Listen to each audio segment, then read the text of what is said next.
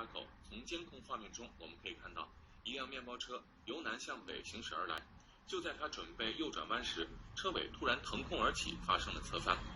随后，紧邻的面包车也飞离了地面，撞到了后边的小轿车。同时，由北向南驶过来的一辆轿车也弹了起来，3辆轿车。就在他准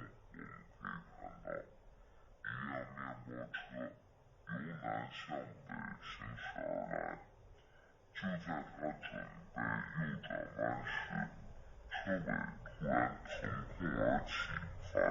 侧翻。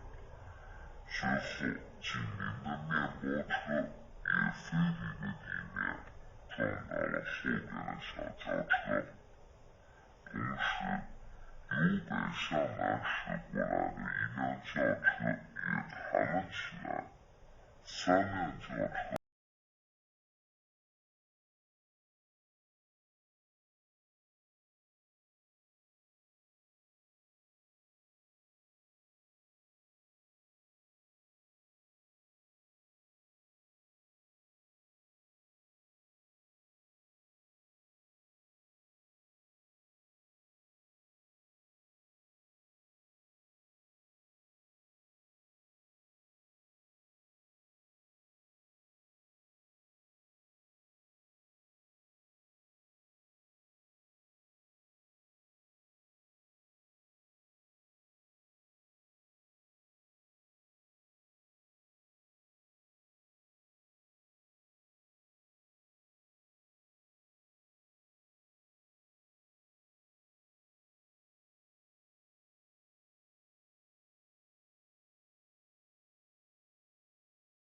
Untuk keterampilan kelas Wahid untuk memacunya di arena balap, bukan di jalanan.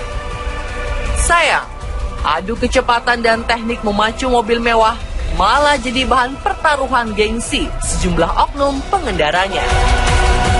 Meretas dari kasus kecelakaan yang terjadi di Surabaya Minggu pagi kemarin yang merenggut 1 nyawa melayang, membuktikan bahwa teknologi canggih yang dimiliki wajarnya digunakan di tempat semestinya.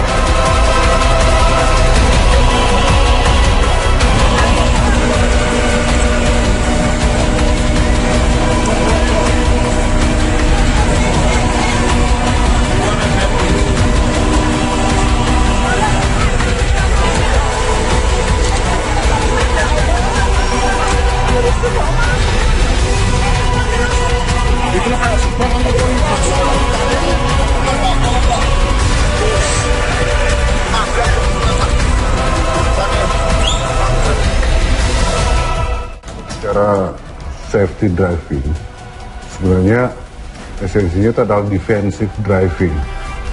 Harus dipahami defensive driving, bagaimana kita mengemudi, seorang mengemudi itu menyadari bahwa di jalanan itu potensi bahayanya besar.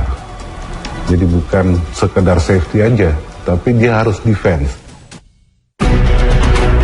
Bukan sekali atau kedua kalinya kecelakaan lalu lintas yang melibatkan mobil jet set ini.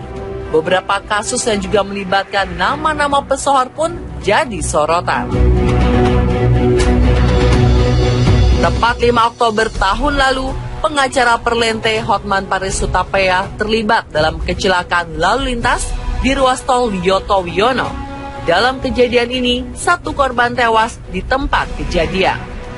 Sempat terjadi silang pendapat dalam proses pengusutan kasus ini, hingga pada akhirnya membawa kasus kecelakaan lalu lintas ini ditutup.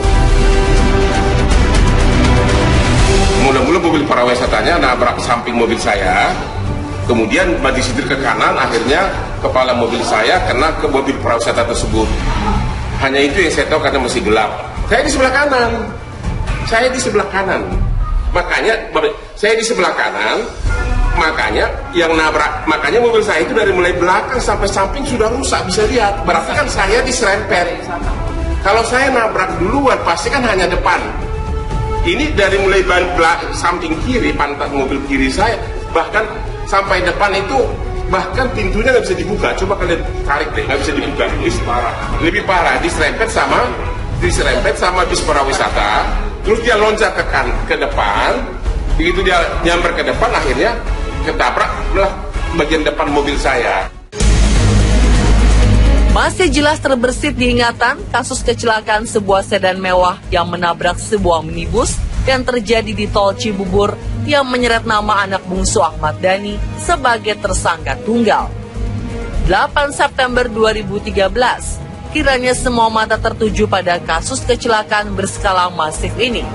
Bukan semata lantaran si pelaku yang tergolong lahir dari kalangan pesohor, melainkan jumlah korban jiwa yang terbilang banyak. Tercatat 7 orang meninggal dunia. Dan lewat kasus ini, sang putra bungsu Ahmad Dhani menambah deretan kasus kecelakaan yang melibatkan nama artis dan mobil mewahnya.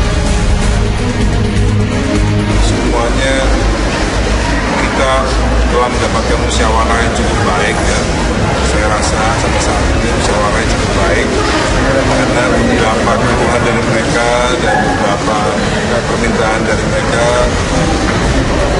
saya sebut tidak terlalu neko-neko, permintaan yang tidak berlebihan, sehingga mau nggak mau saya harus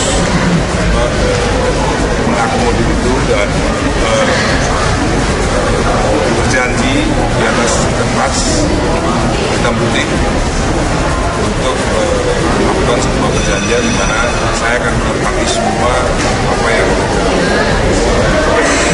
minta. Harapannya ini itu bukan menjadi tanggung jawab saya saja sebagai ayah atau tanggung jawab orang tua. Ini adalah tanggung jawab kita semua, di mana di jalan raya itu juga adalah tanggung jawab dari negara, kepolisian dan lain-lain. Maka dari itu jasa marga pun juga punya tanggung jawab, pihak lalu lintas pun juga tanggung jawab, sehingga ini tidak terjadi lagi. IQJ bukanlah satu-satunya anak kaum pesohor yang terlibat dalam kasus kecelakaan lalu lintas yang mengakibatkan korban jiwa. Adalah Rasid Amrullah Rajasa, putra dari Hatta Rajasa, yang harus bertanggung jawab atas meninggalnya 2 korban jiwa dalam insiden 1 Januari 2013 di tol Jagorawi. Errornya sistem pengaman mobil mewah miliknya jadi masalahnya. Airbag yang semestinya berfungsi melindungi sang pengendara justru membuat bencana yang harus ditanggungnya dengan hukuman 6 bulan penjara dan denda 12 juta rupiah.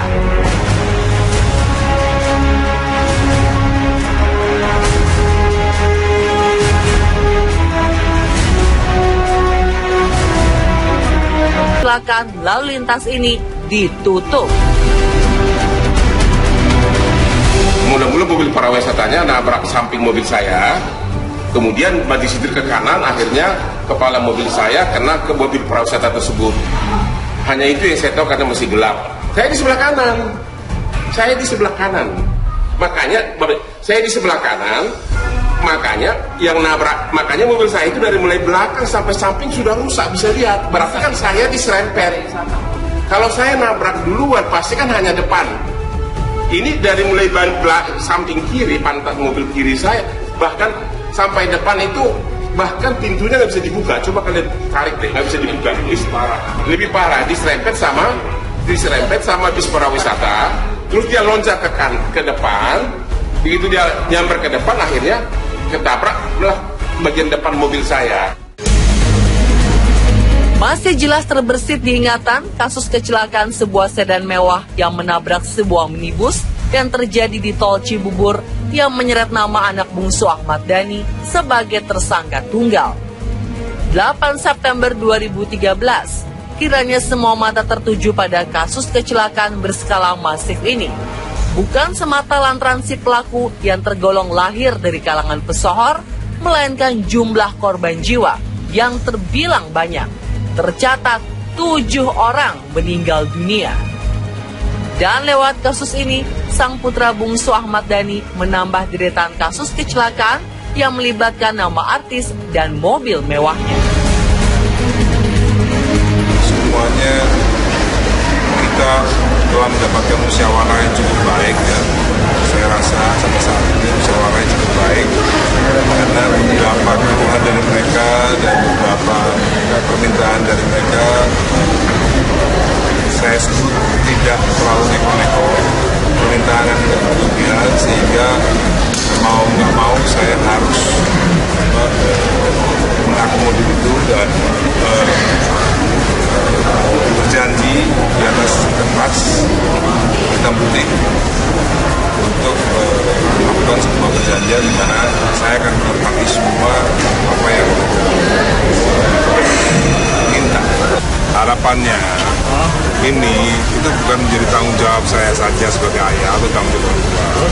Ini adalah tanggung jawab kita semua, di mana di jalan raya itu juga ada tanggung jawab dari negara, kepolisian dan lain-lain. Maka dari itu jasa marga pun juga punya tanggung jawab, pihak lalu lintas pun juga tanggung jawab, sehingga ini tidak terjadi lagi. IQJ bukanlah satu-satunya anak kaum pesohor yang terlibat dalam kasus kecelakaan lalu lintas yang mengakibatkan korban jiwa. Adalah Rasid Amrullah Rajasa, putra dari Hatta Rajasa, yang harus bertanggung jawab atas meninggalnya 2 korban jiwa dalam insiden 1 Januari 2013 di Tol Jagorawi. Errornya sistem pengaman mobil mewah miliknya jadi masalahnya. Airbag yang semestinya berfungsi melindungi sang pengendara justru membuat bencana yang harus ditanggungnya dengan hukuman 6 bulan penjara dan denda 12 juta rupiah.